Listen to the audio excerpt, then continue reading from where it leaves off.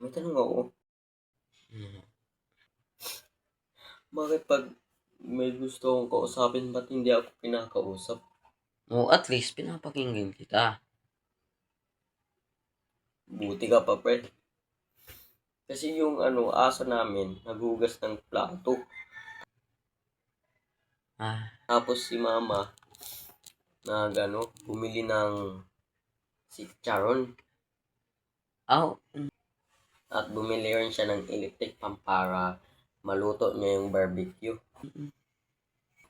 Ay, at yung aso pala namin, tumingin ng TV.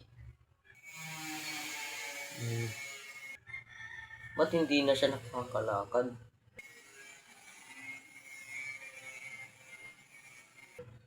Kita mo yan, pre? hindi kasi, Hindi mo ako pinapakinggan. ano kita maiintindihan. Katulad mo sila.